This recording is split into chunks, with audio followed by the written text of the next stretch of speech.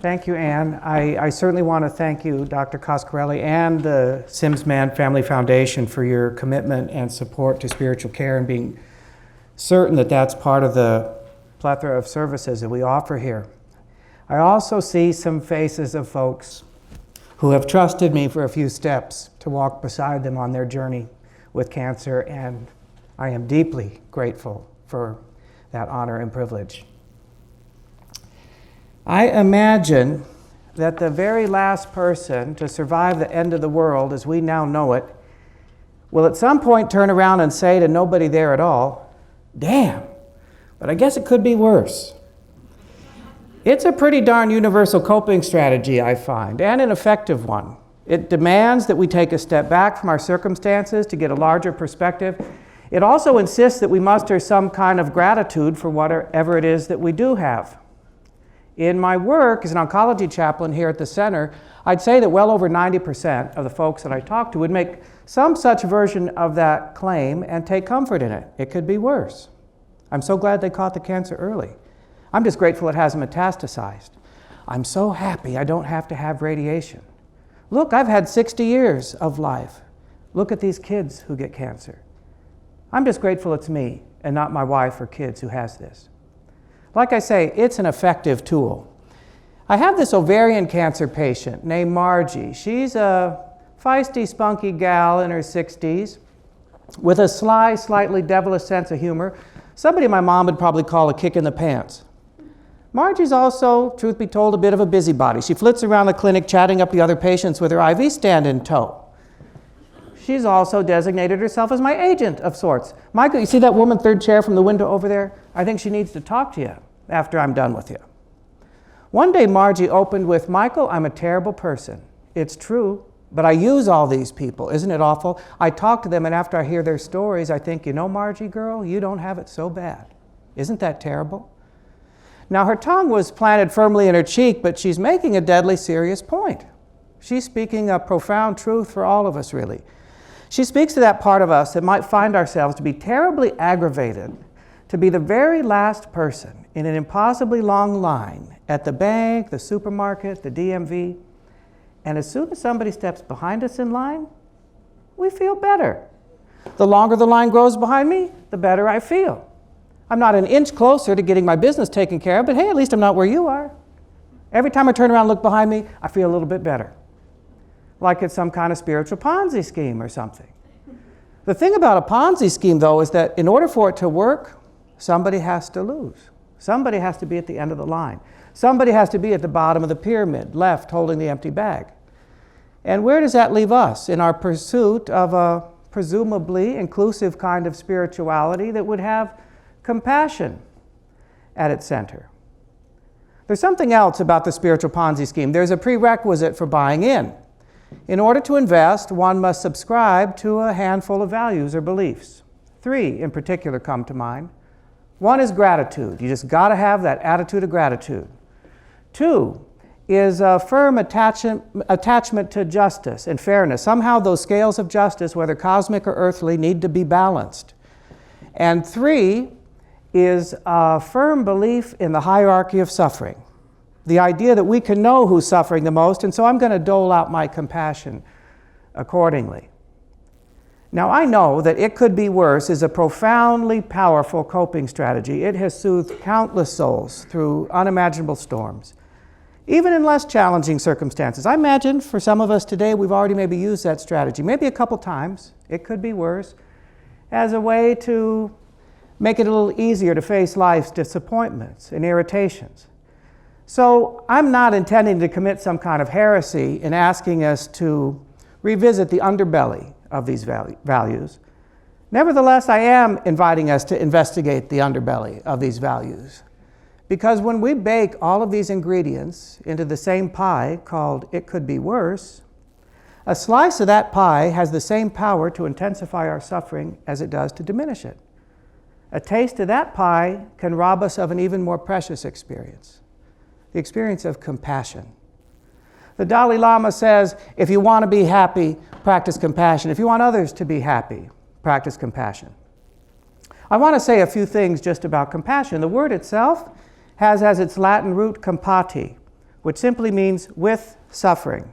To be with suffering. Not to fix it, correct it, feel bad about it, compare it, advise it, feel grateful I'm not suffering as much as you are, just to be with it. It's not a small or easy thing. Virtually every religious tradition on the planet upholds compassion as a revered virtue. Isn't it ironic that we consider it virtuous to feel compassion for another, and yet to feel compassion for oneself? Ooh, we would judge that pretty harshly. We'll call it self-pity, and we don't want any of that. And I think we all know the difference between one who's maybe very attached to victimhood as a way of navigating through life, and one who can truly honor the reality that, hey, I'm going through a tough time here. I would ask, can we really walk beside another in their suffering in an authentically compassionate way unless we first know how to carry and walk with our own suffering? So I'd like to look at these three values of gratitude and justice and the hierarchy of suffering and see how it is that they dance together and can really interfere with our authentic kind of compassion. Gratitude. I have a patient, Larry. He's in his 40s, pancreatic cancer, very aggressive disease. Larry is a deeply religious man, and a highly moralistic man. He's got very firm ideas about the right way and the wrong way to do life. Part of the right way to do life for Larry is you just got to have gratitude. No matter what the Lord dishes out on your plate, you've got to be grateful. And this is a man who really walks his talk, because God knows he is suffering, and he certainly does seem to be profoundly grateful. Michael, I feel sorry for those who can't feel gratitude for life. It's quite something to behold this man walking through cancer. Yet, Larry confides in me, Michael, my wife drives me crazy. She complains about the silliest things. She lets the craziest things get her down. She's always stressed out about something, no matter what I tell her. I say, honey, look, you're alive. You're healthy. Let it go. And it doesn't do any good. And I finally realized I just can't allow myself to get sucked into her orbit. Does that sound like compassion to you? Is that coming next to her suffering? After all, she's watching the love of her life perhaps slowly slip away forever. And the stress of that, the anxiety of that, the grief around that might get expressed in seemingly silly ways, like getting so worked up over a clogged bathroom sink or a ding in the car door. What would it mean to come right next to her suffering? What would that look like? I imagine many of us here are on Facebook, and those of you who are, I imagine you've come across some of these gratitude challenges that have been floating about. Someone will post a challenge to all their Facebook friends to keep an online gratitude journal that for the next week, 3 weeks, a month, you're going to share with us 5 or 10 things every day for which you're grateful. And at the end of that period of time, just watch how your life is transformed. Now, I don't know what kind of a grumpy chaplain that must make me, but the whole exercise just annoys the hell out of me. Still, I do enjoy reading everyone's lists, I must say. I'm fascinated by what makes it to the top of the list, and by contrast, what brings up the tail end of the list. Part of what annoys me, I suppose, is the demand that one feel grateful. Much in the same way that many of the patients I see will share with me a demand that they feel, often placed on them by themselves or by others, to be positive. You got to be positive all the time. Everybody knows positive attitude counts for everything. Some of my patients call it the tyranny of positive thinking. Well, that demand to be positive, like that demand to be grateful, can rob us of the experience of compassion. It can rob us of an even more precious, more tender virtue, what I would call grace. And grace, I would define as a kind of loving allowance, acceptance for all things to be as they are and as they are not in their own time and place, including me, as I am in this moment. If I'm so busy judging you and judging myself for how I should be, what I should be thinking, how I should be feeling, and how you should be feeling, do I have any capacity at all to be present with you where you are? To be with myself where I am? Something else that annoys me about those gratitude challenges is that in all my voyeuristic reading of everybody else's lists, every list, without exception, is comprised of elements pulled from the same bowl of life experience we would call positive. I've yet to see anybody write, "I'm so grateful for sorrow because it's opened my heart. I'm so grateful for carefully made plans falling through because it's taught me patience and humility. I'm grateful for unanswered prayer because it's taught me how to walk in mystery. I'm grateful for cancer because it's taught me how to live."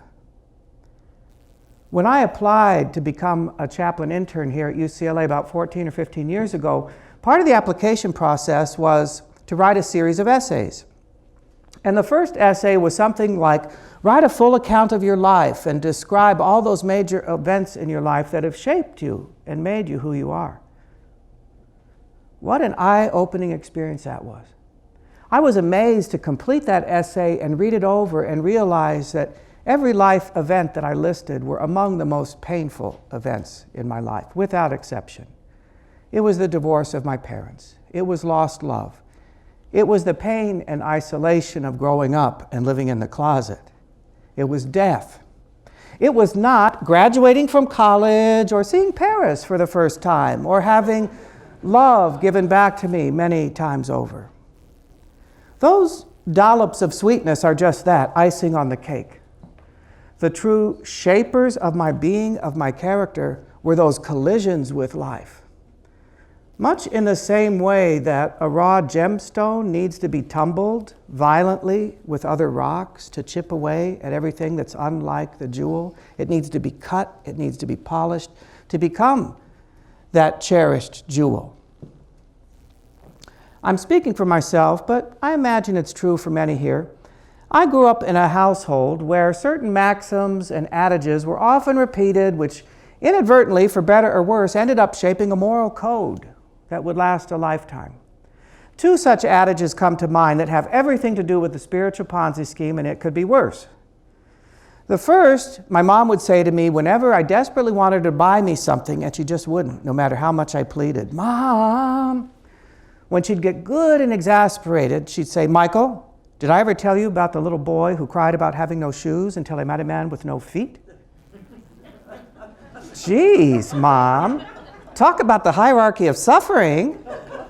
That one landed pretty hard on 10-year-old ears when all I wanted was a pair of Jack Purcell tennis shoes and not the knockoffs from JCPenney. The second maxim had far more powerful reverberations in my life. It actually changed the direction of my life and pointed me towards chaplaincy. Continues to shape my chaplaincy today, even though it too most decidedly has an underbelly. There, but for the grace of God, go I. Any of you inherit that one? That one is all about comparing suffering and counting one's blessings. A career or so ago, I was a designer and I had my own business. And in the early 1990s, maybe some of you remember, another big economic recession had hit LA, and my business plummeted to zero. Believe me, I wasn't grateful for any of it. Though when I look back on that point in time now, I am profoundly grateful because I see that point as a shift that guided my life, pointed me in this direction towards chaplaincy and this career that I love so much, though it took so many years to materialize. With so much free time on my hands around that time, I volunteered at Project Angel Food here in Los Angeles, delivering home-cooked meals to homebound people with AIDS. And every day, the drivers who wanted to, we'd gather in a circle and take hands and put our bags of food in the center of the circle, and we'd say a prayer over the food. We'd read the names of the young men who had died the night before. Every day, there were half a dozen names. So one day, a woman named Cassandra came into our circle, looking for volunteers. Cassandra was committed to the idea that no one should be dying alone, as so many men were. In those days, so many men were coming out to their families at the same time they were telling them they would be dead soon, and they were dying alone. So she was looking for volunteers to be with our clients who were very near death around the clock in 2-hour shifts. So if you're willing to get up in the middle of the night, go to somebody's apartment and hold their hand for 2 hours, raise your hand. I had this fear in my gut, don't make me do this, don't make me do this, don't make me do this. But I knew I had to do it, and I raised my hand. And it changed my life, pointed me toward here. But part of what made me raise my hand that afternoon was that echo of my mother's voice, "There but for the grace of God go I." Hey, that could have been me there, dying of AIDS. So you better get off your butt and do something to help. Be grateful. Help out. Boy, that's got spiritual Ponzi scheme written all over it. I had to really look at what I was saying in making such a statement. Did I really mean to imply, lucky me, I'm so blessed, God must really love me. This poor bastard, not so lucky. So go help out? That's all about the spiritual Ponzi scheme. That line got really long behind me now. Too bad you're way back there. The arrogance of that. I saw that I had to make an about face right there. I decided with intention to make it my business to say, where is there something akin to God's grace in this moment, right now, as it is, loss and suffering included? Or at least hold the space for the possibility of that. It became a crossroads of belief for me. Either all of it had to be a part of what we might call God or God's grace or the oneness of all life or the divine, or none of it did.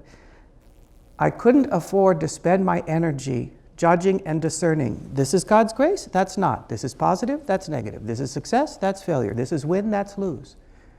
Spending my energy in that kind of judgment, I have found, robs me of the experience of compassion, of grace for myself and for others. I just couldn't do it anymore. Now, that urge to judge is closely linked to our second ingredient in our it could be worse pie, justice. The need to see the world as a just and fair place. Somehow those scales of justice need to seem balanced. Now, I certainly know that justice and fairness are noble, virtuous pursuits. Who would argue otherwise? But I do mean to caution that our attachment to our perception of justice, no matter how limited our perspective, no matter how myopic our vision, can truly magnify our suffering. This just wasn't supposed to happen. It's not fair. I don't deserve this. Sometimes I'll hear an older patient say, you know, I am so grateful, at least I have lived 60 years and had a chance to live my life. And they'll take some comfort in that, and in a small part because it seems fair. But that point of view cuts both ways. Change one detail, one circumstance, and the unfairness of that situation can be unbearable. And I'd like to draw a distinction between two realms of justice as I see it. I would suggest there's something I would call horizontal justice and vertical justice. Horizontal justice has to do with justice here in the physical realm, on this earthly plane. Vertical justice would have to do with justice between me and a relationship to that which is beyond the physical, between myself and God, the divine, the universe, what have you. Horizontal justice, more specifically injustice, might look like, but there's never been any history of cancer in my family. I've never been sick a day in my life.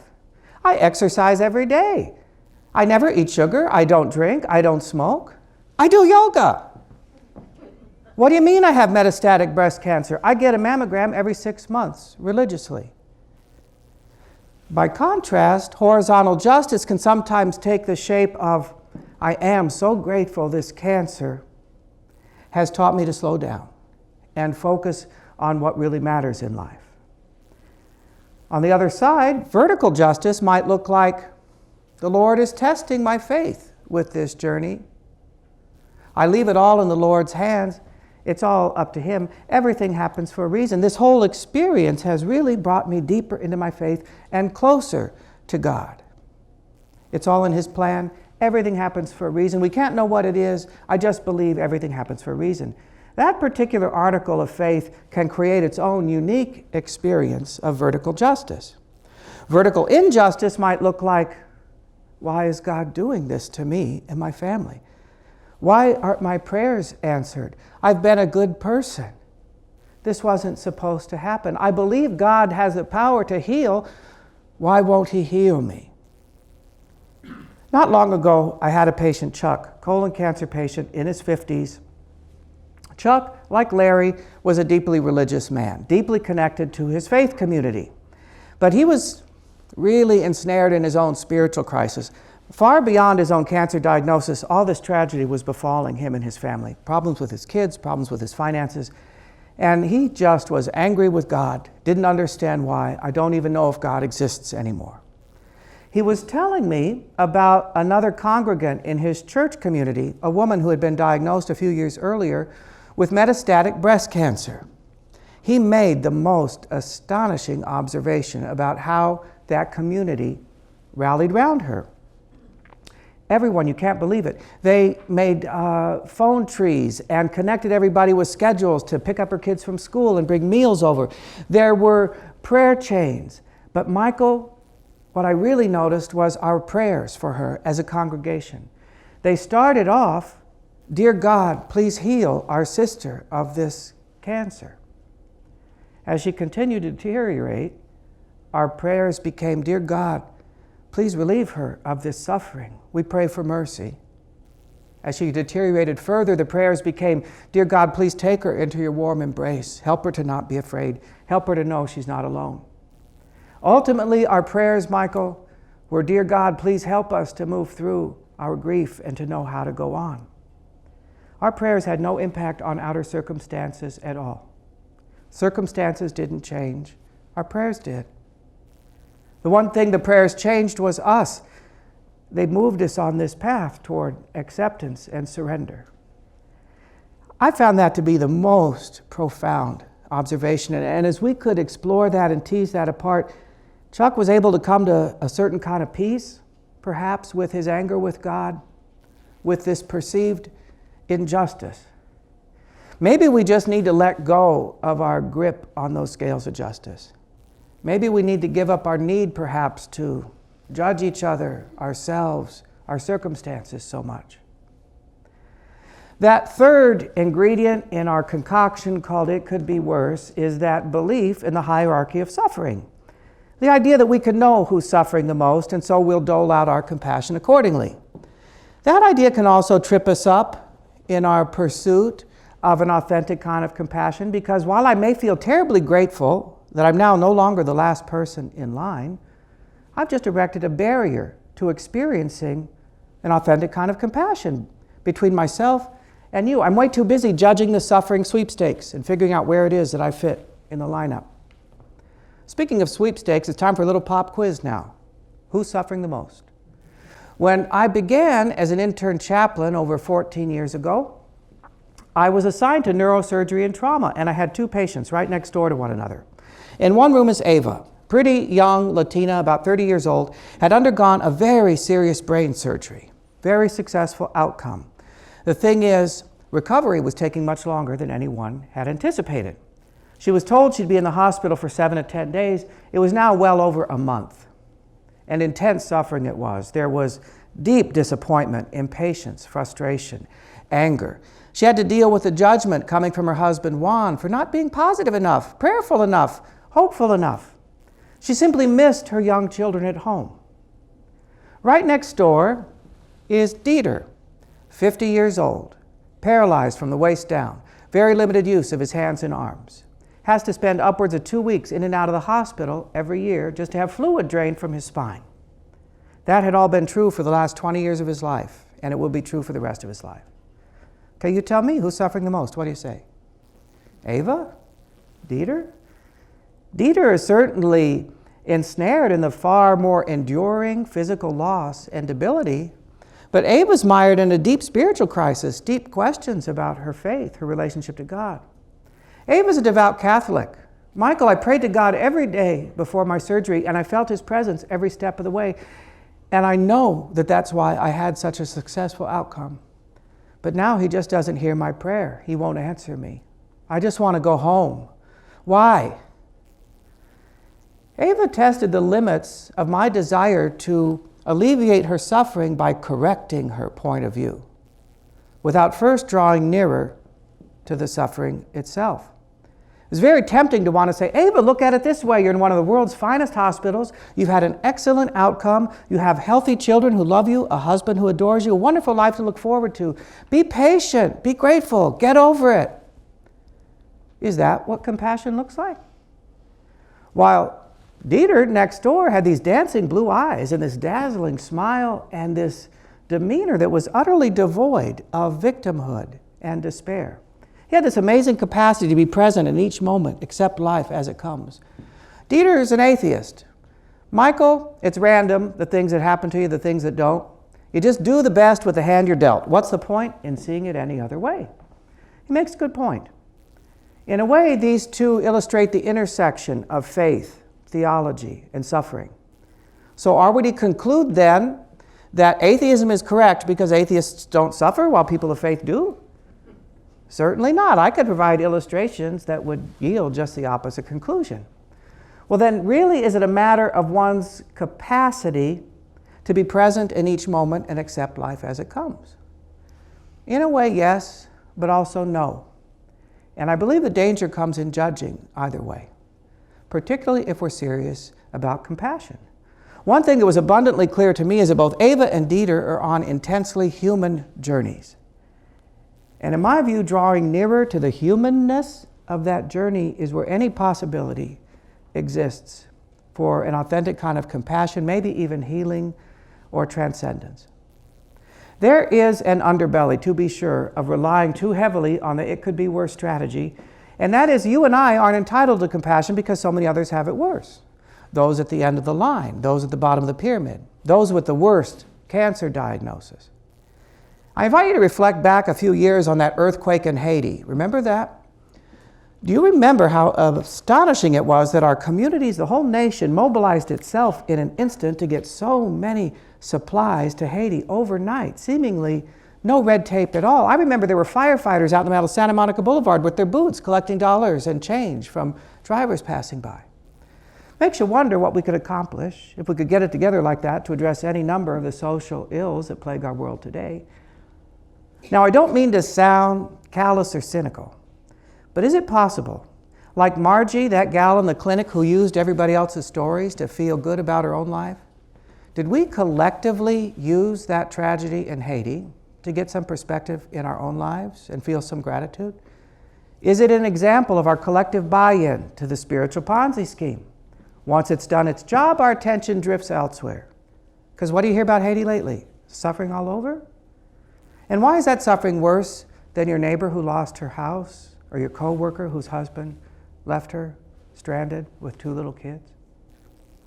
Africa, for instance, is almost at the bottom of the spiritual Ponzi scheme pyramid by default. If you want to feel good about your life, pick up a newspaper any day and read some story about Africa. Between genocide and civil war and drought and famine and Ebola and AIDS, it's endless.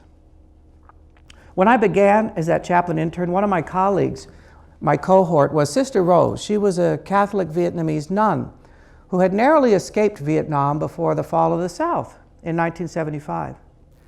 When she told us her story of what it was like to leave her homeland, everything she had known and loved, the horrors that she and her fellow sisters endured, my only response was this silent inner chant, I'll never complain about anything again, I'll never complain about anything again. Is that the appropriate response? Whom does that serve? Now I've just added a layer of shame and guilt onto my suffering.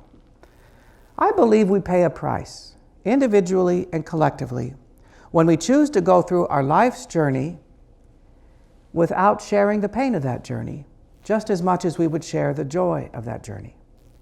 We deny life around us from knowing what it's like to be us, and we keep true intimacy at arm's length.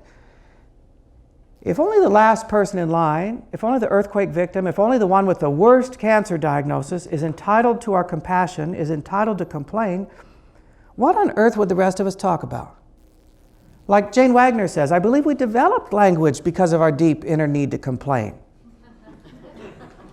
Now, I'm certainly not advocating complaining 24/7, all complaining all the time, as if some of us don't already.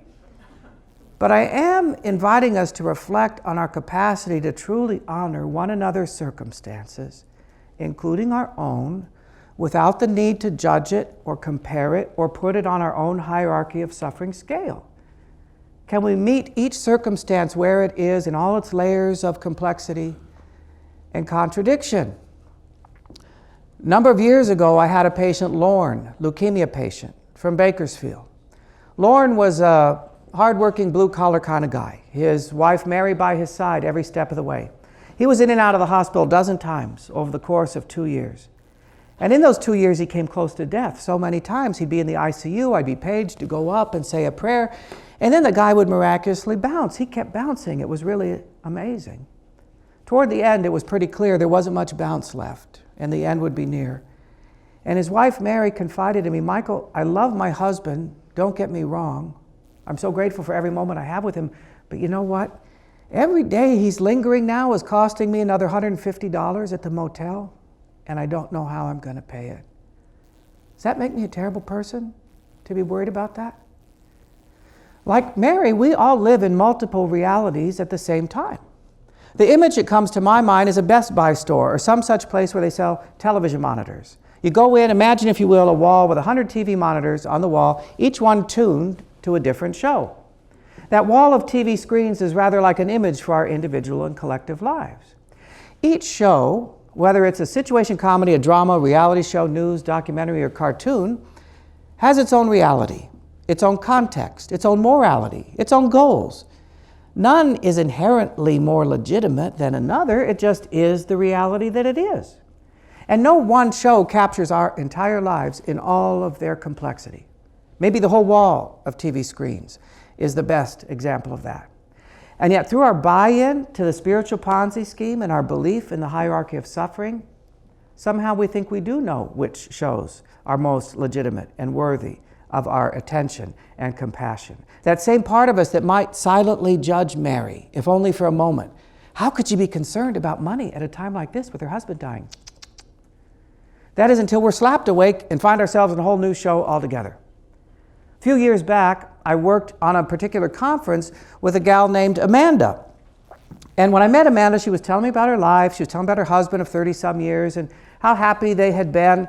But Michael, there has been a thorn in my side for 30 years. Our carport. My husband has had it stacked to the rafters with crap for 30 years. I'm sick of looking at it. I'm sick of fighting about it. I'm sick of nagging him about it. I'm sick of wrestling with myself about it. It's just stuff, Amanda. Let it go. It doesn't matter. Damn it, it matters. But a few weeks ago, he did the most amazing thing. He had the carport covered in siding, and now I don't have to look at his crap anymore. You can't believe the difference it's made in our marriage. I get that. 6 months later, I worked with Amanda on another conference to find out her house and her carport had all been swallowed up in a brush fire. Gone. 30 years of irritation. Gone like that. Where is it now? It's just a new TV show. A number of years ago, my husband Scott and I were very blessed to be able to travel to South Africa and Zambia. In Zambia, we got to visit this village of about 3,000 people. Situated on this gentle hillside, everyone lived in mud huts, no electricity, no running water, no plumbing whatsoever, a couple of hand pumps like that at the bottom of the hill to which all the villagers had to trudge multiple times a day for all of their water needs, if you can imagine that. Impoverishment by any standard we would know. And yet there were geraniums planted in bleach bottles cut in half, framing the doorways of the huts. There were dogs and cats kept as beloved family pets. There was enough generosity of spirit for extraneous beauty. Would you plant geraniums if you had to hike down a mountain to get water every day to water them? There was a humbling kind of hospitality shown to this wealthy American who was so busy taking video that he didn't notice the bucket of water at his feet before he kicked it over. Mortified, I asked our host if I could please go down the hill and pump him some more water. He only laughed at me. Of course not. You're our guest. Now, I don't mean to imply that there's not significant suffering going on in that village, and so somehow we're off the moral hook for all of our prosperity and abundant living and consumerist ways.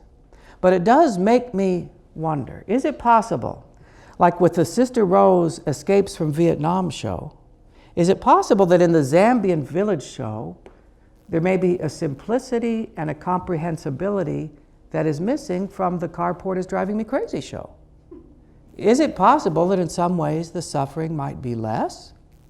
I imagine priorities and action plans become crystal clear when the goal of the whole show is get through the day without dying. Because I will tell you, when I left that village, I left with a kind of longing in my heart for some of what they had.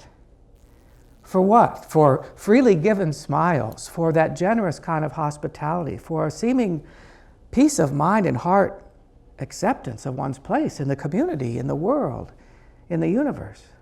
Maybe it's best just not to judge the TV show. The Buddhists offer the concept of beginner's mind, coming to each situation we find ourselves in with the mind of a beginner. I know nothing, as a way of being fully present and available to awakening and discovery. What if we came to each TV show in which we find ourselves in with the mind of a beginner? And what if suffering is just suffering, and the flavor of that suffering just depends on the TV show? Because I would suggest when a 2-year-old drops her ice cream cone and wails about it, her suffering is as real in that moment as you or I getting a diagnosis of cancer. We can judge her and admonish her and try to fix the situation. Stop your crying. It's just an ice cream cone. I'll get you another one. But in her mind, I don't want another one. I wanted that one. And I feel embarrassed for having been foolish and reckless with something so precious to me. And I don't have any language skills yet to articulate any of the nuances of my feelings. So I'm just going to wail.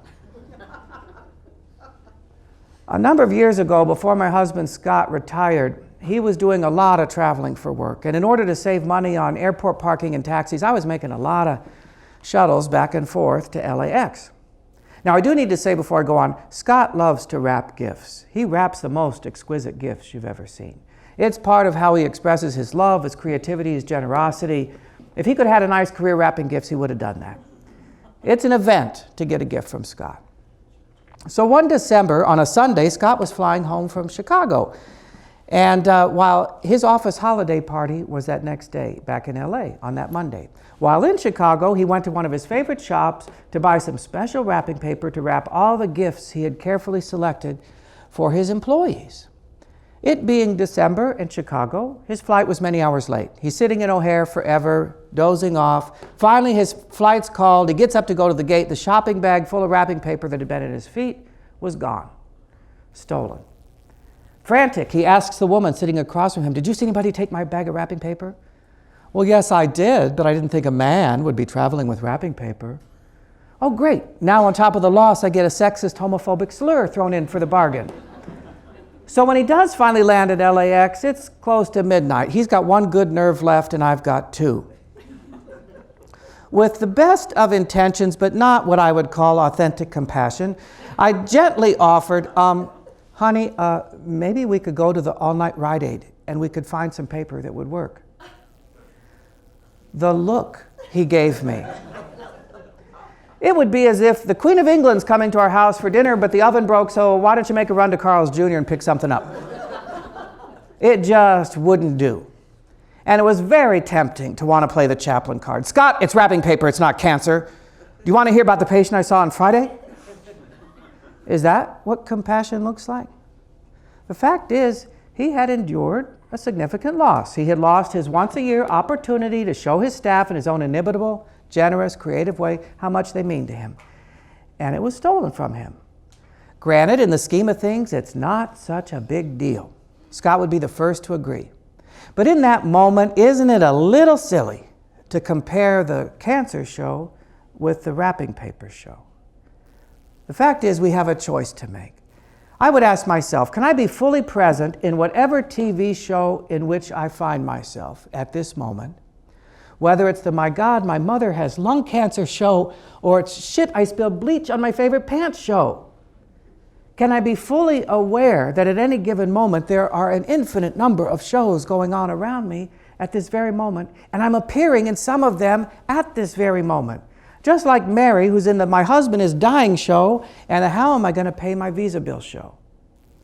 Can I be fully aware that at any given moment there are an infinite number of shows going on in which I make no appearance whatsoever? Foreign territory. Maybe my spiritual quest and practice ought to be to watch as many TV shows as possible with beginner's mind. maybe then I can inch closer and closer to a deeper kind of spirituality, a more inclusive kind of spirituality that would have authentic compassion at its center. And if not, well, it could be worse. Thank you for listening.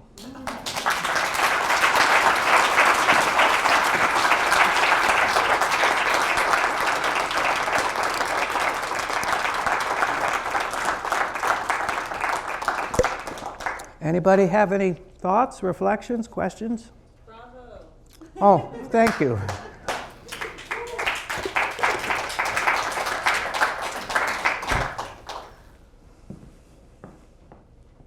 Yes.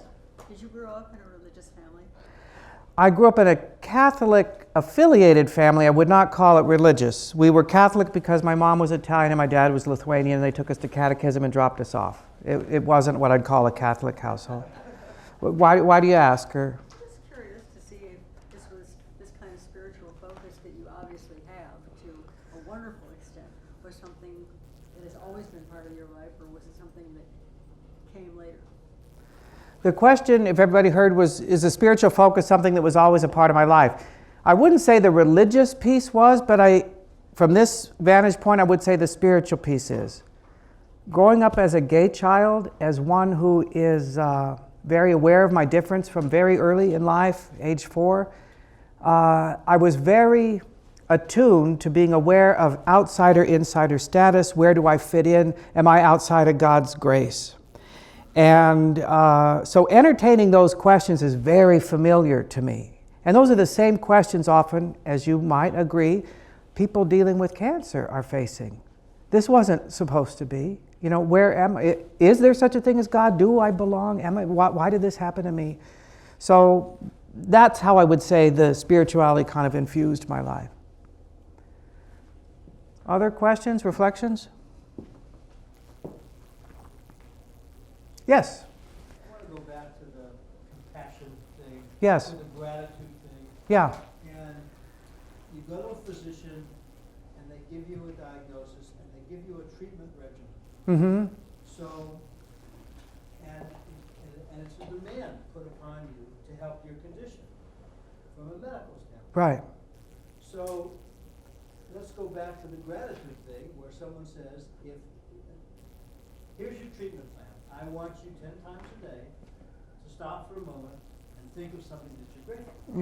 Yeah. Now, it is a demand and it is a guilt trip, but the evidence is maybe that doing that will put you in a more positive frame of mind and give you more resources to cope with your condition, because we're really, in all these ways, it seems to me, talking about certain coping skills. Yes.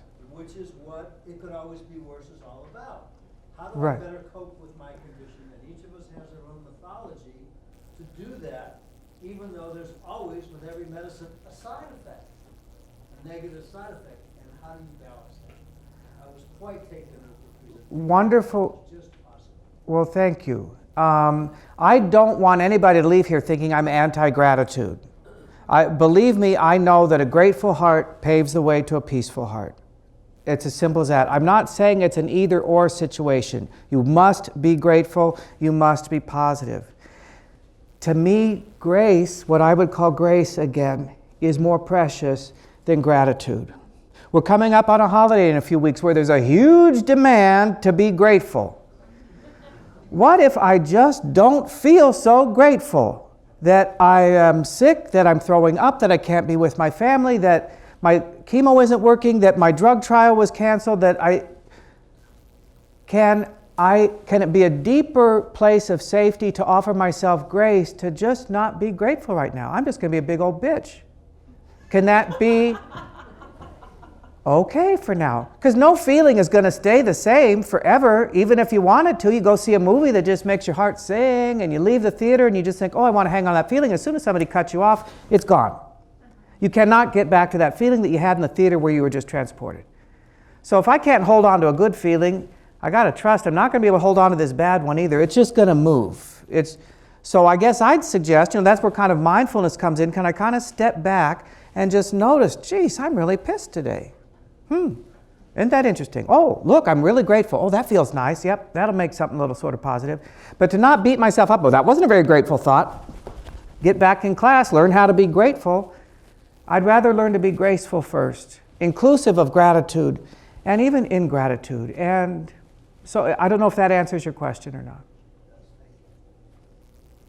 Yeah. I just wanted to make a comment that my experience is that when I accept my own suffering, whatever that is, Yes. then more often than not, if I really experience it, surrender to it, accept it, the next gratitude comes. Oh, that is profound. Did everybody hear that? No. That she has experienced that when she accepts her own suffering, whatever form that takes, the next obvious step is gratitude. It's like you're not working so hard to get to the gratitude, I'm working on the acceptance. I mean, it sounds very kind of 12-step, right? Accept, it's grant me the serenity. Yeah, that the gratitude will follow. Sometimes, if it's a beautiful day outside and everybody at work's told me what a beautiful day it is, but I feel like a pile of shit, and I don't go outside and notice what a beautiful day it is and go, gee, aren't I grateful that it's a beautiful day? But sometimes it might just catch me by surprise. I had a terrible day, and I walk out to the car and look at that sky. That moment is magic. And that's, I think, kind of what you're talking about. I'm so present in the moment that the gratitude is just there. I'm not working so hard to get it. And yet I understand that as a practice, I hate to dish gratitude journals because I know they bring everybody so much peace. I'm just trying to invite a little twist of that, of looking what we are grateful for. Are we always grateful only for the positive stuff, or are we grateful for the loss too? Because if we're not grateful for both, we're setting ourselves up to lose in a way. Other thoughts or reflections? Yes? One thing I was thinking about was it sounds like a lot of what we're talking about is being present. To be present with your own suffering, and also what most people miss, to be present with somebody else and be present with their suffering. Because I notice if I'm in the moment, like you're saying, with somebody else and curious about them, like she was saying, you end up forgetting about something like silly sort of that you're worrying about, and you end up Yes. being more in honor of life in general, of all of it. I couldn't agree more. It's, again, the Dalai Lama says, you want others to be happy, practice compassion. You want to be happy, practice compassion. Go give yourself to somebody else's suffering. No matter how much you're suffering, it's like that mustard. There's so many fables about the mustard seed. Everybody's got one. But the one I'm thinking of is somebody goes to the master, and you correct me if I'm wrong, I'm probably mixing up traditions and fables. Somebody who's suffering goes to the master and says, I can't come to peace with this loss. And the master says, here, take this mustard seed and give it to the first person you find who has not suffered.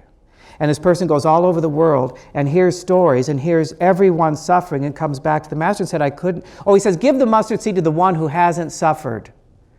And the person goes and hears everyone's story and hasn't given this mustard seed away because everyone's suffering. But then when he goes back, the master said, I couldn't give the seed away. He says, but what do you notice now? I'm not suffering. Because of being present for everybody else, you can get that experience of oneness. I don't think there's any suffering more intense than feeling separated from life, God, whatever we're going to call it. Nobody understands me. Nobody gets me. I am isolated out here. But when somebody says, yeah, I felt that way too, or tell me more about what you feel like. Tell me more are the three most magic words for a chaplain, but for anybody, really. When your friend tells you their problem, instead of, well, here's what you should do, how about tell me more? And see how the conversation changes. See how your heart changes. I don't mean to be giving advice, but I guess that's what I'm doing. Like I know something. Anybody else? Yes? Firstly, just thank you so much for tonight. I've come to a lot of these lectures, and yours has been by far my most favorite. Oh, how nice. Thank you. Away from the podium has just been wonderful hearing you talk to us. I was just wondering if you were invited to kind of carry this feeling since we all kind of keep going, just our thoughts going the next month or so with the holidays and family sneak away. If Oprah was to invite you to her book club, do you have a couple, one or two resources you would suggest that are your personal favorite thought provokers or thoughts kind of on trend with this, or a book that absolutely is like a Bible to me. I mean, it's just, every page was a soothing balm for me, is Father Greg Boyle's book, Tattoos on the Heart. If any of you have read that or know about that. Father Greg Boyle is a Jesuit priest who runs Homeboy Industries in East LA that is committed to getting gangsters off the street and healed. He gets guys out of prison, gals out of prison, and created a bakery and a print shop and restaurants and gives them jobs that don't pay nearly as much as drug dealing, but gives them some dignity. And the thing is, opposing gang members have to work together. To read his book and talk about that process, for him, his core spiritual value is kinship. And that, I would say, he and I totally agree, maybe I'm a Jesuit, is that our purpose is to establish kinship with life, to discover how it is that I'm just like you, even though from the outer perspective, we've got nothing in common. But that book is like story after story after story that just opens my heart, opens my heart, opens my heart. It's not a how-to book. I'm not a how-to kind of person. Here's 3 things to do to be happy and make $1 gazillion. Yeah, I wish I knew how to do that. Other thoughts or reflections? Yes, sir. You've been talking about suffering, and I'd like you to talk, if you could, about the difference between, say, the physical suffering, the physical pain, Yes. and the emotional, spiritual, mental anguish that we attach to the pain, and the role of the chaplain or anybody in trying to cut out maybe the emotional suffering, which perhaps is what acceptance is all about. The role of a chaplain, according to me, is to become next to that suffering and be a witness first and foremost. If I think I've got somebody's answer, I'm in trouble. There's a kind of an arrogance to that. I don't have cancer, thank God. It would seem presumptuous of me to tell you how to think, how to believe, how to face this. My own personal view as a chaplain is I'm the student and the patient is the teacher, teaching me what it's like to be them. So, to me, some of the healing is casting the patient in that role. It's very empowering because a patient isn't just teaching me, patient is teaching him or herself, reminding himself who she is, who he is, what he's connected to and what he's made of. That's how we can get to heal. Wait, I'm more than this pain, I'm more than this cancer, I'm more than this body. My friend Chris here, I used to be, a few careers ago, I've had a circuitous life path. I was a professional dancer, and Chris was a dance partner of mine many years ago, touring around. And we just lost a really dear friend who worked with us to ALS. And the last dinner we had with him for his birthday a couple months ago, I'd seen him a couple times since, but I hadn't seen him a long time before that dinner. And it was just, the physical transformation is so shocking. And no ability to do anything. And I don't think there's any contest for the worst disease, but for me that's the worst disease. He can't use any extremity, anything has to be fed, no privacy, can't itch, can't anything. But the light in his eyes and his humor is like, Harvey's still there. He's just totally there. And it was like his body was just becoming a tree. I mean, it was like, but the essence was still there. It was like winter's going to come and the tree's even going to die, but Harvey's still there. And it was so clear to me that we're not our bodies. Well, cancer journey is not so dissimilar. How can I facilitate that awakening for the patient if it's meant to be? Maybe the patient just wants to be pissed off and listen, have somebody listen to them complain. And then that's my spiritual care. I had a patient many, many years ago on the inpatient side. The guy was kind of difficult, even sounds really judgmental and harsh, I know, kind of an ass, right? He had no friends, no family, didn't want any, proud of the fact that he's a loner. And he always wanted to argue with me. And that was how I saw my spiritual care. He presumed all these things about me because I have a title chaplain, that I'm religious, that I'm this, that I'm that. So he wanted to duke it out with me. So I would duke it out with him, you know, and just have these intellectual conversations. We pass the time. And I thought, well, that's spiritual care. That's what he likes to do. And toward the end, he got this, you know, the news nobody wants to get. There's nothing more we can do. And then the heart opened. And then the tears came. And I was able to kind of come closer at that moment, The very next day, the doctors come in and say, wait, there's one more drug trial we can try. So then I'm thinking, oh my God, what are you going to do with more time if you get it, right? And I have my preconceived notion of what that answer should be. You know, I want to walk on the beach with my dog. I want to listen to Rhapsody in Blue one more time. His answer was, I want to finish my invoicing. And my heart just sank in total judgment. I was not a good chaplain. If I were a good chaplain, I would have said, oh, tell me how that's important to you. Why does that matter so much? But I was so, oh my God, you got to be kidding. I'd be better now. That was a few years ago. We like to think we grow. But that's what his life about. But the crazy thing is, the very last day of his life, I knocked on his door, went in to see him and said, you want to see me? No talking, but he points to the chair. I go in and I sit down, and I knew right away, I'm working too hard here. I said, so tell me, where are you? What's going on? What do you mean? And he won't make eye contact with me. Well, just tell me what feelings are coming up. Are you sad, angry, scared? What's going on? Mostly irritated, he says. At what? He points to me. It was like he invited me in, the spider invited me into the trap to give me one more kind of F you. And I said, all you had to do was say, so I'm sorry to disturb you, and I left. I could have stayed and pursued it, but it just didn't feel right. It felt like he's irritated. And so I left, and I went all shaken up afterward, like, oh, I wasn't good. What did I do wrong? And blah, blah, blah, blah. And I finally, maybe this is just rationalizing and making peace with myself, that I thought, you know, that was spiritual care. He got to say F you one more time to somebody else. That's kind of how he lived his life. And that was spiritual care.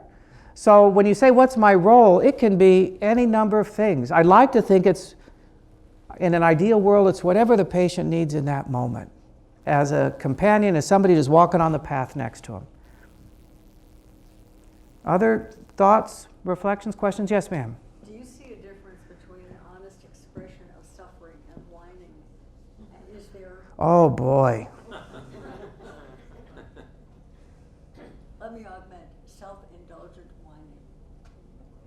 Yeah, I don't want to deny that that doesn't exist. The question was, is there an honest difference between self-indulgent whining and honest suffering?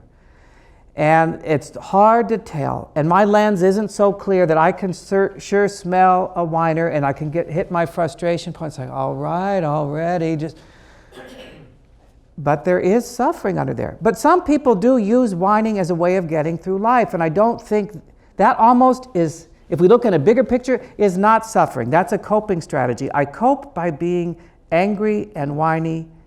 And maybe I'm not suffering as much as I appear to be by I'm whining. Maybe it's kind of a paradox, if you know what I mean. But it's a wonderful question, yeah. I wish I had do you have an answer for that? I'm still working it out. Let me know. Take my card. Send me an email when you figure it out. Other questions or thoughts?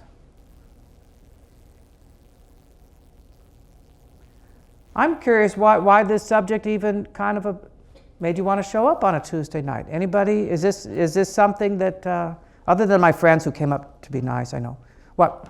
Oh, I was going to say, yeah, I, again, like everybody else, loved the talk and was thoroughly, delightfully surprised by it. And a big thing, being involved with patients for 20 years, I've seen so many people suffer because everyone wants them to be positive, be positive, be positive. And I see patients do it to themselves all the time. And to me, a lot of this addiction to being positive is actually fearful. And it's actually people not wanting to really be intimate, not really wanting to connect, not wanting to listen, not wanting to listen to themselves. And it's like a dismissal. Be positive. And I see so many people suffering with it. So I was so intrigued that you were getting into that, of finding the balance between actually being grateful, which is good, Yeah. but not making yourself or others miserable by denying the realities of life. I couldn't agree more. Working in a psychiatric hospital will really bring that into sharp relief. When you're dealing with adults with chronic depression, that It's not uncommon to hear somebody say at 30, at 50, I can't recall a single moment of joy in my whole life. And you know it's the truth. And they share what it's like because they still have their hair. There's no cast. There's no walking with a limp. They look like you or I on our best day. A whole world that says, look what you've got to be grateful for. Be positive. Just get up and go do something. Look at the sky. And every time a statement like that is made, I've dealt with depression a few times in my life. And I know I've got so much to be grateful for, but at those moments, somebody saying that to me is another door closing. It's proof you don't hear me. You're just proving the case that I'm isolated, that I'm just alone here. But when somebody comes close to you and says, tell me more about how it hurts, not look at all you should be grateful for, then I experience compassion and communion, and I kind of heal. It's the oddest paradox. Other thought? Yes? I think it gives that person permission then to talk about their suffering and their pain. Whereas a lot of time we go through life, we don't want anyone to, God forbid we're weak in any way, that we appear weak because we're suffering or we're in pain. Right. But if someone just says, tell me more, then it opens that conversation. Yeah, I couldn't agree more. Other thoughts, reflections? Did I piss anybody off? Hope not. Yes? I know for many of us, I think the research supports this, that it's a bit easier to be compassionate towards other people than it is to be compassionate towards ourselves. And I wonder if that's been part of your own journey, how you've moved in the direction of being more compassionate towards yourself. Did everybody hear that? Some of the research is showing that it's far easier to be compassionate for others than it is to be to ourselves. That's no surprise to me whatsoever, particularly working in a psychiatric hospital for all those years. If anybody, and I've had people in my own family say, if I talked about anybody the way I've talked about myself in such disparaging terms, I would be so horrified.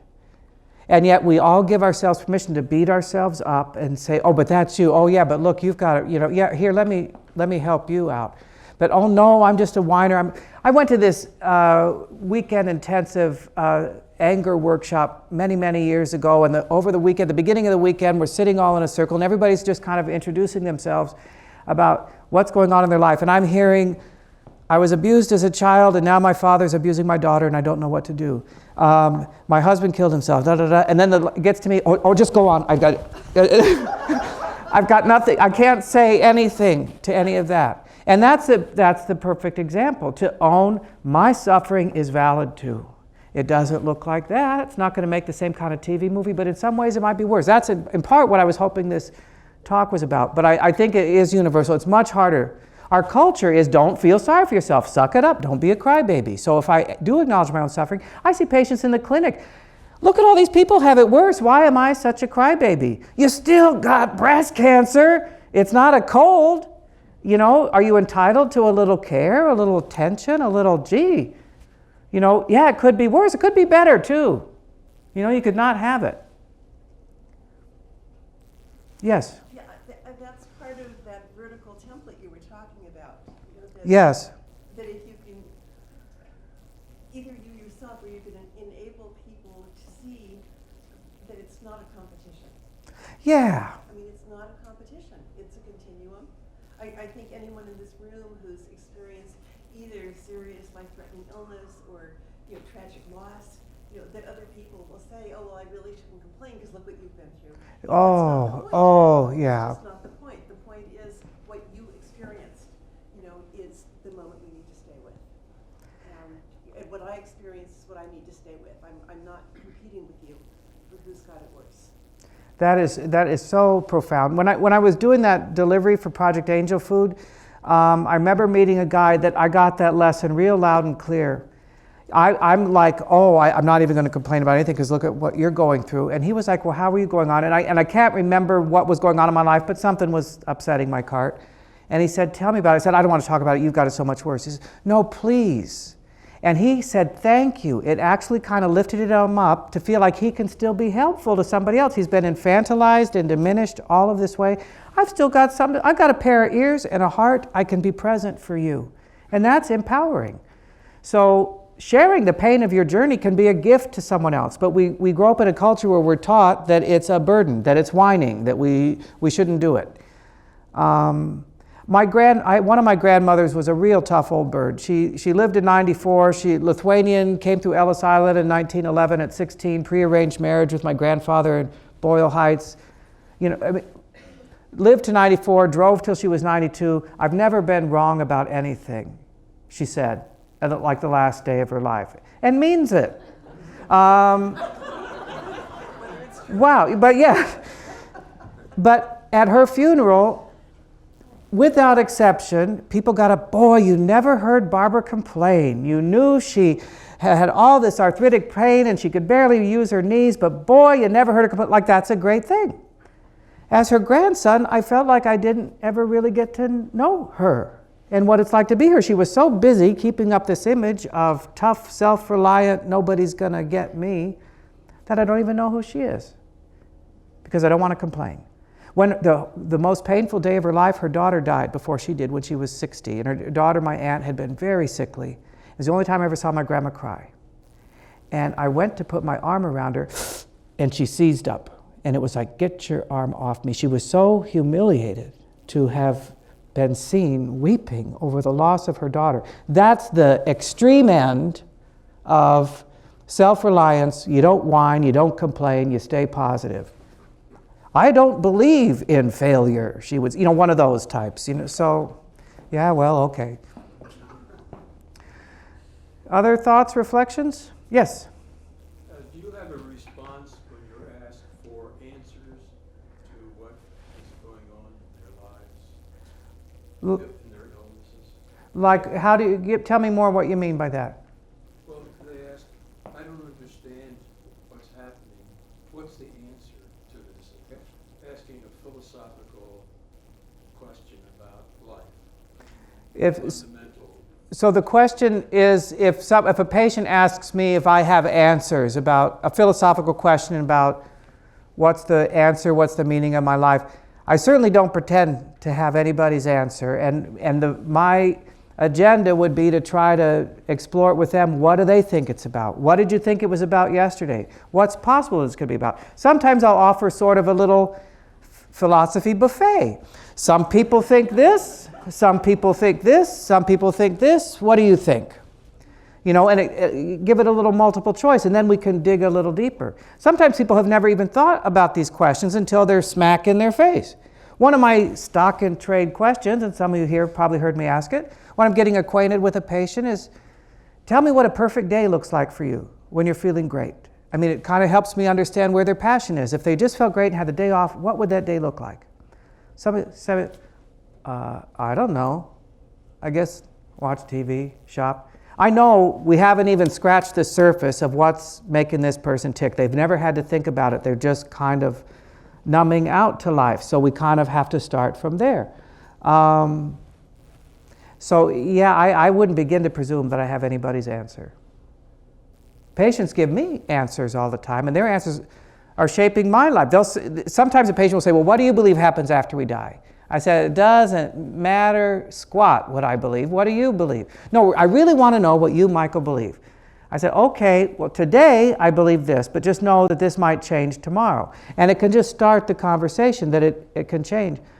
I've told this story a number of times, but it keeps coming back to me.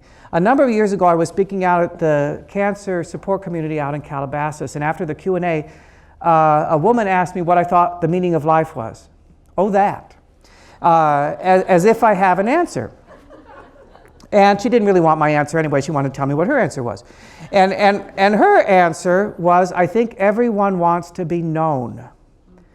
As in seen, not known as in famous, but known as in I see you. And my inner judge at the time thought, well, that's kind of simplistic. No, that can't be it. And I kind of dismissed it, but that's very nice. Thank you for sharing. But I have come back to that statement again and again over here, and I've given it right back to patients, and I think it is profound. I see you. is as simple as it gets. I see you, that you hurt, and that this is a tragedy. I got nothing to say, but I see you. And the most powerful example I have of that is 20-some years ago. Scott and I have always had cats. We're on third or fourth generation of cats. And 20 years ago, one of our favorites, Junior, died. And sorry, I can't get through the story without crying, but there's that awful period. Those of you that are animal lovers know that, when is it time to put him down? And Scott's always kind of left it to me. I can't decide. You decide. And it's like, is today the day? Is tomorrow the day? And Scott was traveling on a trip, and Junior died at home. And I waited till Scott landed on his plane to tell him Junior had died, and stayed with Junior's body that day, thinking Scott might want to see him and say goodbye. So he calls from the cab and I told him that Junior died. And I said, do you want to see him, or do you want me to take him to the vet so he could be cremated? And he said, take him, I can't see him. So I take his body to the vet, and I go into the office, but I leave him in the car because I don't want to drag my dead little stiff cat into the office where people are picking up their dogs. And I croak out, please can somebody come out and help me get my boy out of the car? And this little attendant comes out to the car, and just when he sees me holding Junior's body, the way his shoulders just went. It's just, I see you. I get in the car after I hand him off, and I'm just sobbing. And another couple who were just picking up their dog from the vet, they see me, and they come over and they knock on my window and they say, can we drive you home? Perfect stranger. I didn't take them up on the offer, but for 20 years and for the rest of my life, that will be an example of somebody seeing me. They saw my suffering. They offered a gesture of kindness, and it changed my life. It's just kindness. Just see one another. Just try to know the other person without being smarter than them. Well, maybe you ought to do this. Maybe you ought to do that. My mother did that and she did this. Everybody's got advice. Everybody's got how about just tell me more? Tell me more. Other thoughts, reflections? Yes? Am I writing a book? No, I'm not. I would like to someday, but that takes a lot of concentrated time that I don't have these days. But I'd like to. Thanks for the suggestion. Yeah. One of the things I'm trying to be compassionate about is toward my friends who disappeared. I taught them the diagnosis. And being grateful for those who are still around and present to me, but I'm still trying to understand people I've been really close to who are just disappeared. And what I've been learning and discovering is I think we're not prepared for this. No one is. No. So that helps. And the compassion challenge for me in that story is to have so much compassion for their limitations and to keep coming back to it's hard for me to accept they're doing their best, but they are, and it's limited. And I can't show up for you because I'm too afraid. I don't know what to say. I've seen spouses leave spouses over a cancer diagnosis. I can't deal with this. I'm so shocked. And it's not like marriages in trouble. Anyway, seemed to be getting along pretty good, but I just bailed on you. So it's a deep pain because I placed my trust here, I placed my faith here, I placed my love here, and it wasn't enough to keep you here. And so again, I kind of go back to both and. Can I offer myself grace to be very angry, hurt, disappointed, and also know over here I'm working toward letting it go because I know you did the best and you're just so limited. I have to honor your limitation. It comes up, Ray here is a fellow Glide speaker. I do all this speaking about homophobia and have for 20 years and go into very hostile situations over the years. A group of fifth graders in 1993 in South Central Los Angeles was not too welcoming of a gay man who looked like this. And there's a part of you that wants to go in real defensive and oh yeah. And we train our speakers to kind of be mindful that they're the audience is doing their best too, even though it comes out as hatred. For me personally, as a speaker, when I go in and somebody's going to throw a lot of religious stuff back at me about I'm sinful and I'm going to hell and God doesn't sanction my love and blah, blah, blah, blah, blah, there's a part of me that's always going to get hot about that. Less so now, but I try to identify with the part of that person that really wants a black and white rule book to life. And I would love to have a black and white rule book to life. When you're hurting, turn to page 23, do this, all better. My wisdom tells me that's not possible, but there's a part of me that would love that. So can I be compassionate for that person who's so adamant that there is a black and white rule book and you don't fit, and so I don't have to hook in and duke it out. But I can still own that I'm hurt and I'm angry and I'm pissed, and so it's a similar kind of thing when a friend bails on somebody with cancer. Can I kind of let him go and kind of be graceful? And yeah, I'm hurt. You know, it doesn't have to be all or nothing. Yes? I loved everything you said, so thank you. I was just struck. My experience is that we're initiates. Everybody's had cancer. We're initiates. We've been through the mysteries. We really have. And we'll never be the same. No. And people who encounter us do this primitive thing. They try to tell somebody, oh, I'm not you, so I don't have cancer. I didn't do whatever it is you did, and you'll say, you ain't sugar. No, I never. Well, then it was too much caffeine.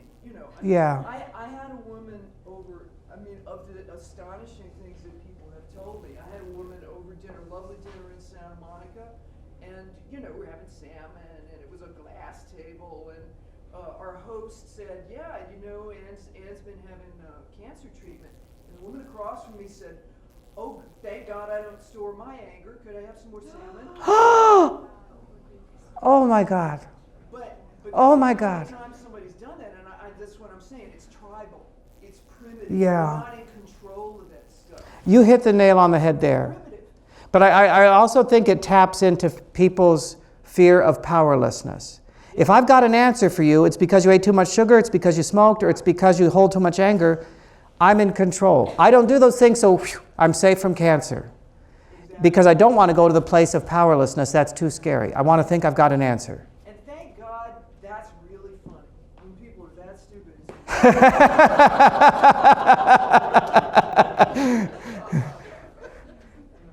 I imagine everybody in here who's been wrestling with cancer has had those people in your life who have just had all your answers for you. You gotta read this book, you gotta eat this vegetable, you gotta go see this chiropractor, you gotta go to this clinic in Berlin where they give you sheep's placenta. I mean, it's... But anything but what are you doing? How can I be present with you? What's it like going through what you're going through? Other thoughts or reflections? Yes? I was just going to say that there's a wonderful website called Chemo Chicks from a woman who's she's about a 7-year survivor, 8-year survivor of ovarian cancer now. And Chemo Chicks, she has things for henning, bald heads, and putting on eyebrows, etc. But the best thing about the website is the section where women write in about the worst thing that people have ever said to them. Oh, that would be good. I'm going to have to check. And I've heard a lot, but that one made me gasp. Yeah, good thing I don't hold in my anger. Yeah, oh, woof. I think we're just about nearing the end of the time, so is there any last question or comment somebody wants to make, and then we can have cookies? And if you want to ask a question to me privately, feel free to do so afterward. But any last thoughts?